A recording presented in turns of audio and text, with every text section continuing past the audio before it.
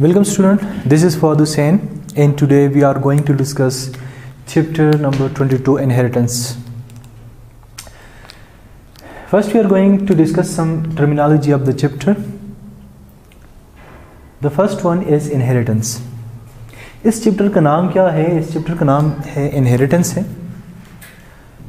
तो इसी टॉपिक से हम स्टार्ट लेते हैं कि इनहेरिटेंस क्या है और फिर इस चैप्टर में जो जगह जगह पर जो टर्मिनोलॉजीज़ है, जो वर्ड्स रिपीट होते जाते हैं वो हम डिस्कस करेंगे। उसके बाद हम जाएंगे डिफरेंट टॉपिक्स की तरफ। तो सबसे पहले आते हैं इनहेरिटेंस की तरफ कि व्हाट इज़ इनहेरिटेंस। इनहेरिटेंस हम कहते हैं कि inheritance is the transmission of characters from parent to offspring. कि पेरेंट्स से ऑफस्प्रिंग में जो कैरेक्टर्स ट्रांसफ़र होते हैं, जो ट्रेड्स ट्रांसफ़र होते हैं, उसको हम क्या कहते हैं? इसको हम कहते हैं इनहेरिटेंस, या इसको हम दूसरा वर्ड हेरिडिटी का भी कहते हैं। ठीक, इनहेरिटेंस कि जस्ट कैरेक्टर ट्रांसफ़र होते हैं पेरेंट से ऑफस्प्रिंग में, उसको क्या कहते हैं? इनहेरिटेंस। कैरेक्टर्स क्या है? यहां पर कैरेक्टर कुछ भी हो सकता है। ठीक, जिस तरह लेट्स सपोज कलर है। ठीक, कलर आ जाएगा, लेट्स सपोज स्किन कलर है, कॉम्प्लेक्शन है। ठीक, या हम कहते हैं कि आई कलर है। ठीक, या हम कहते हैं कि हेयर कलर है।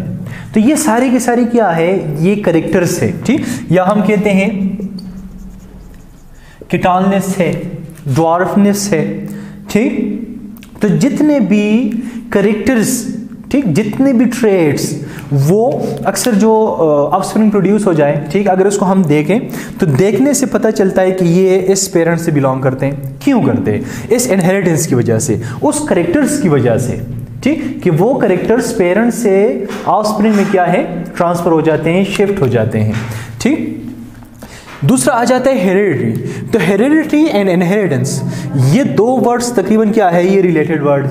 ठीक, लेकिन इसका डिफिनीशन हम थोड़ा सा चेंज करते हैं। इसमें कहते हैं कि similar characteristic which pass from the parent to offspring. यहां पर इनहेरिटेंस में हम क्या कहते हैं? Just characters, they transfer from parent to offspring. Heredity में हम क्या कहते हैं? Similar characteristic that pass from the parent to the offspring is known as heredity.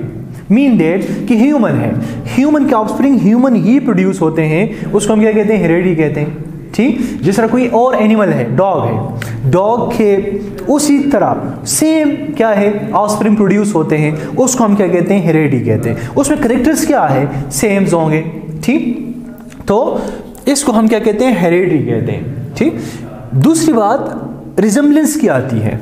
ठीक, अगर ह्यूमन है, ह्यूमन के ऑफस्प्रिंग कभी आप देखते हैं कि वो बिल्कुल रिजेम्बलेंस रखते हैं अपने पेरेंट्स के, और कुछ ऑफस्प्रिंग ऐसे होते हैं कि वो बिल्कुल रिजेम्बलेंस नहीं रखते।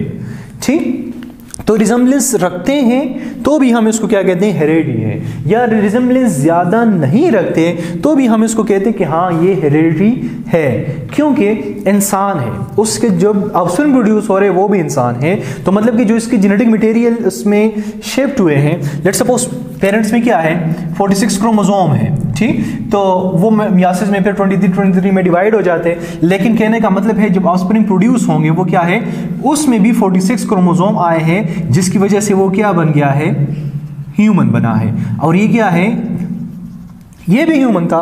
तो ह्यूमन के जो ऑफस्प्रिंग बनेंगे वो भी ह्यूमन ही हमारे पास आ जाता है, हेरिडिटी आ जाता है। ठीक, तो ये ब्रॉड सेंस में अगर सिमिलरिटीज की बात आती है तो उसको भी हम हेरिडिटी कह सकते हैं कि कुछ ऑफस्प्रिंग बिल्कुल रिलेटेड होते हैं, बिल्कुल सिमिलर होते हैं देयर ऑफस्प्रिंग के।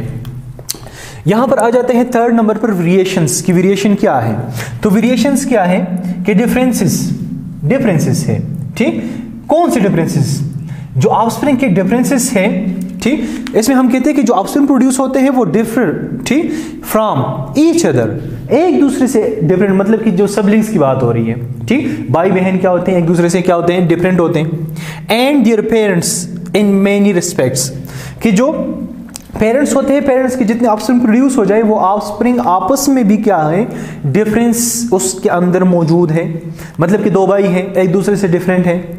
ठीक, भाई बहन है, एक दूसरे से इसमें क्या है? डिफरेंस है। इवन के जो ऑफस्प्रिंग है वो अपने पेरेंट्स से भी क्या है? उससे भी डिफरेंट होते हैं, बिल्कुल सेम वही जो है उसका जो फिनोटाइप है या फिजिकल अपीयरेंस है वो नहीं होता, ठीक, थोड़ा डिफरेंस इसमें आया होता है। लेकिन बात यह है कि अगर वो इंसान है ये भी इंसान होंगे, हेरेडिटी है, सेम क्रोमोसोम है, लेकिन वहां पर क्या है थोड़ा बहुत डिफरेंस भी आता है। तो उस डिफरेंस को हम क्या कहते हैं, वेरिएशन कहते हैं, कि मतलब 100% जो है वो क्या है वो सेम नहीं है, थोड़ा बहुत क्या है वेरिएशन आ जाते, थोड़ा बहुत उसमें चेंज आ जाते, तो उस चेंज को हम नाम क्या देते हैं, वेरिएशन कहते हैं, ठीक। 4 नंबर पर क्या है, 4 पर हमारे पास आ जाता है जेनेटिक्स आ जाता है। तो व्हाट इज जेनेटिक्स? जेनेटिक्स हम कहते हैं just it is the study of mechanism of heredity and variation. ये 2 टर्म जो हमने ऊपर पढ़े, heredity, resemblance, same characters, variation, change, ठीक। हेरिडिटी मतलब कि same to their parents, variation change from their parents. इन दोनों को कलेक्टिवली अगर हम स्टडी करें तो उसको हम क्या कहते हैं, जेनेटिक्स कहते हैं। जेनेटिक्स क्या है? Genetics is the study of mechanism of heredity, ऊपर जो पढ़ा, एंड वेरिएशन। इन दोनों के जो मैकेनिज्म्स हैं, मतलब हेरिडिटी सेम किस वजह से है, वेरिएशन डिफरेंस किस वजह से है, अगर ये इसके जो रीजंस हम पढ़ते हैं उसके सेम और डिफरेंस होने के मैकेनिज्म पढ़ते हैं तो उसको हम क्या कहते हैं, जेनेटिक्स कहते हैं। या सिंपल डिफिनेशन इसको हम किस तरह करते हैं कि genetics is the study of genes, ठीक, कि जेनेटिक्स क्या है, स्टडी ऑफ जीन्स को हम क्या कहते हैं, जेनेटिक्स कहते हैं। जीन्स को हम बाद में टर्मिनोलॉजी में हम डिस्कस करेंगे कि जीन्स क्या है।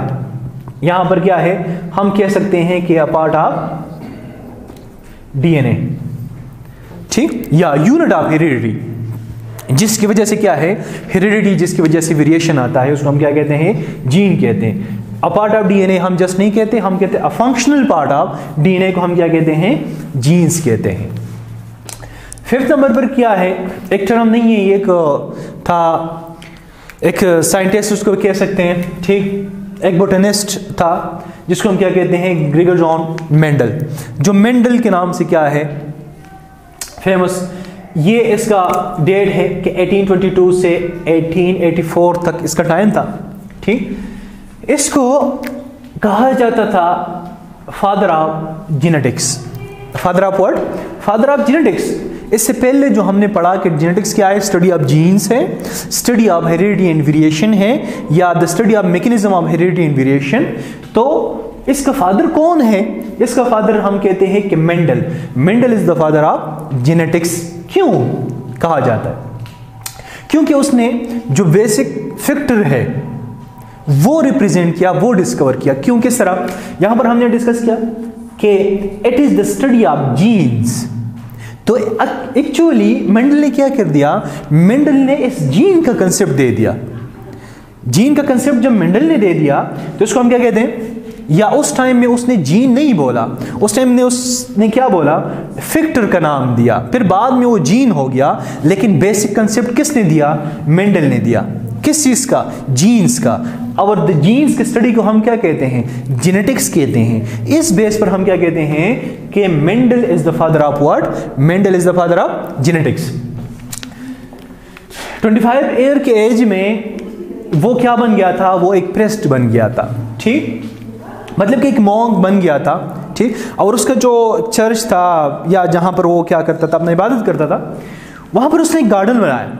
उस गार्डन में क्या कर दिया, उस गार्डन में उसने डिफरेंट जो पी प्लांट है, मटर, उस वहां पर उसने वो ग्रोथ करना स्टार्ट कर दिया और उसको बहुत स्टडी कर दिया कि इसके फ्लावर कलर किस तरह है, उसका जो सीड है, शेप है, वो किस तरह है, राउंड है, रिंकल है, कलर किस तरह है, ग्रीन है, येलो है, उसके जो पोर्ट कलर है, ठीक, वो ग्रीन है या येलो है या बिल्कुल स्मूथ है या रिंकल है, ठीक, डिफरेंट टाइप के उसने ऑब्जर्वेशन स्टार्ट कर दी। ये जो प्लांट है ये टाल है या डॉर्फ है, ठीक। तो उसके जो फिनोटाइप उसने स्टडी करना स्टार्ट कर दिया, तो उसने उसके बेस में कि ये इस एक्चुअली इसका रीजन क्या है, ठीक, तो वो रीजन जानने के लिए उसने डिफरेंट प्लांट्स के क्रॉस स्टार्ट कर दिए, ठीक, जिसकी वजह से उसके माइंड में क्या आ गया, न्यू नॉलेज आता गया और बाद में उसने क्या कर दिया, एक जेनेटिक का बेस रख दिया। उसने क्या कर दिया, अपना काम जो स्टार्ट किया था, कब स्टार्ट किया था, उसने अपना वर्क स्टार्ट किया 1854 में, ठीक, किस चीज के ऊपर स्टार्ट कर दिया था? गार्डन पीस के ऊपर स्टार्ट कर दिया था, ठीक। फिर उसने क्या कर दिया, 1855 से 1866 तक कंटिन्यूस एक्सपेरिमेंट करता रहा, ठीक, डिफरेंट एक्सपेरिमेंट्स किए। और फिर उसने क्या कर दिया, ये जो अपना काम जो था, अपने जो एक्सपेरिमेंट थे, ठीक, तो उसने क्या कर दिया कि मैकेनिज्म ऑफ इनहेरिटेंस को उसने क्या कर दिया, एक्सप्लेन कर दिया। मेंडल ने एक्सपेरिमेंट किए, उस एक्सपेरिमेंट के बेस पर क्या हुआ, उस एक्सपेरिमेंट के बेस पर उसने एक्सप्लेन किया क्या चीज, मैकेनिज्म ऑफ इनहेरिटेंस को एक्सप्लेन किया कि इनहेरिटेंस होता है, किस तरह होता है, इसका मैकेनिज्म कैसा है, ठीक। अब पिछले अगर आपको डिफिनीशन याद है जेनेटिक्स का, तो जेनेटिक्स का डिफिनीशन हमने किस तरह किया था कि जेनेटिक्स क्या है, it is the study of mechanism, ठीक, ऑफ हेरिडिटी एंड वेरिएशन, ठीक। एंड हेरिडिटी एंड वेरिएशन को हम किधर पढ़ते हैं, वो हम इनहेरिटेंस में पढ़ते हैं। तो यहां से भी वो बात आ गई कि उसने किस चीज पर फोकस किया, उसने फोकस किया किस चीज के ऊपर, जेनेटिक्स के ऊपर उसने फोकस किया, ठीक। तो जब उसने मैकेनिज्म ऑफ इनहेरिटेंस को क्या कर दिया, एक्सप्लेन कर दिया, फिर इसके बाद 1866 में उसने अपना काम जो था, उसका काम वो पब्लिश हो गया, ठीक, एक पेपर के नाम से कि एक्सपेरिमेंट्स ऑन प्लांट हाइब्रिडाइजेशन, ठीक। इस पेपर को उसने पब्लिश किया 1866 में कि प्लांट को हाइब्रिडाइजेशन कर दिया, मतलब कि दो प्लांट है उसके क्रॉस करके एक न्यू वैरायटी उसने क्या कर दी, बना दी, और उसको स्टडी कर दिया, ठीक। फिर उसके बाद his work was neglected for 34 years, 34 years तक उसका काम क्या था, उसके काम को किसी ने कोई वैल्यू नहीं दी। क्यों नहीं दी?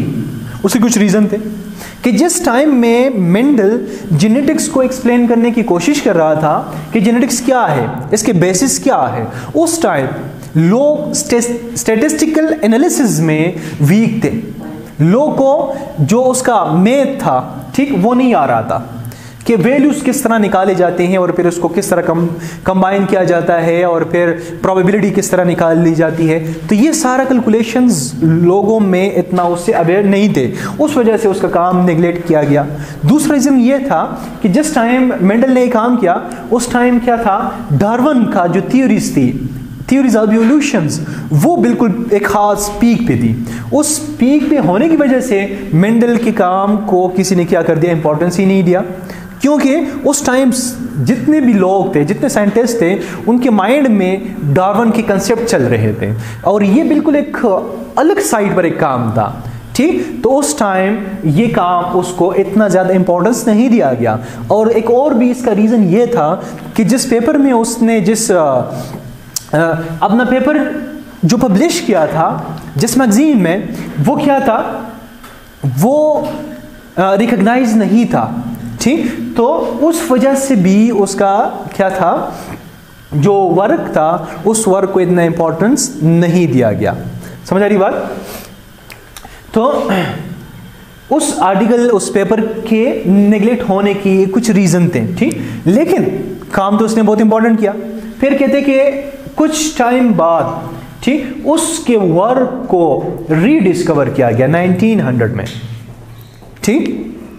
1900 में दोबारा उस पर काम किया गया कि लोग जेनेटिक्स से मतलब के वाकिफ होते गए कि जेनेटिक्स भी कोई इस तरह का कोई नॉलेज है, तो दोबारा रीडिस्कवर किया, दोबारा एक्सपेरिमेंट होते गए, ठीक। और जब एक्सपेरिमेंट हो गए, डिफरेंट साइंटिस्ट, बोटनिस्ट ने एक्सपेरिमेंट किए, और उस एक्सपेरिमेंट में जब मेंडल का काम, जिसने मेंडल ने पी के ऊपर काम किया था और वो काम क्या हो गया, प्रूफ हो गया कि हाँ इस तरह है, तो उसके बाद उसको कहा गया कि फादर ऑफ क्लासिकल जेनेटिक्स कौन था, मेंडल को कंसिडर किया गया। क्यों? क्योंकि मेंडल ने इस पर काम किया था, थ्योरीज बताई हुई थी, लॉज बना के दिए हुए थे, उस वजह से मेंडल को फादर ऑफ जेनेटिक्स का नाम दिया गया। इसके बाद 1953 में जब क्रिक एंड वॉटसन ने डीएनए का मॉडल दे दिया, ठीक, तो डीएनए का मॉडल होने के बाद क्या हुआ, इसके बाद जो टाइम था वो टाइम क्या था, मॉडर्न ईरा ऑफ जेनेटिक्स, ठीक। मतलब कि जेनेटिक्स का जो क्लासिकल जेनेटिक्स था, जस्ट थियोरेटिकल जेनेटिक्स था, just plant genetics, combination of genetics, मतलब कि कंसेप्ट तो आया था कि जीन्स होता है, ठीक, जीन्स इस काम के लिए रिस्पॉन्सिबल है, लेकिन डीएनए का जो एक्चुअल स्ट्रक्चर था वो कब आया था? 1953 को आया। 1953 में उसका एक्चुअल स्ट्रक्चर आने के बाद जो जेनेटिक्स था वो एंटर हुआ मॉडर्न एरा ऑफ जेनेटिक्स में। ठीक, तो मेंडल का काम क्या था? मेंडल ने जीन्स को समझो कि डिस्कवर किया, लेकिन उसने जीन नाम नहीं दिया, वो बाद में हम डिस्कस करेंगे। उसने नाम दिया था, क्या नाम दिया था? जस्ट फिक्टर। ठीक, तो अब अगर उसने जीन को डिस्कवर किया और उसको उसने नाम दिया, फिक्टर नाम दिया, तो हम कह सकते हैं कि जेनेटिक्स क्या है? Genetics is the study of factor, या genetics is the study of genes. ठीक, तो जेनेटिक्स का फादर कौन हुआ? जेनेटिक्स का फादर मेंडल हुआ। लेकिन स्टार्ट में उसका काम क्यों रिजेक्ट हुआ? इस वजह से रिजेक्ट हुआ कि जिस जर्नल में उसने काम स्टार्ट किया था या अपना पेपर पब्लिश किया था, वो जर्नल क्या था? वो रिकग्नाइज नहीं था। तो उस वजह से कि वो जर्नल रिकग्नाइज नहीं था, लोगों ने इसके काम पर तवज्जो नहीं दी। जो डार्विन था उसके काम का ज़्यादा इंपॉर्टेंस लोगों को लग रहा था, इसकी वजह से उसके काम को क्या कर दिया? लोगों ने रिजेक्ट कर दिया। लेकिन बाद में, इसके बाद स्टूडेंट हम पढ़ेंगे जीन्स के बारे में पढ़ेंगे।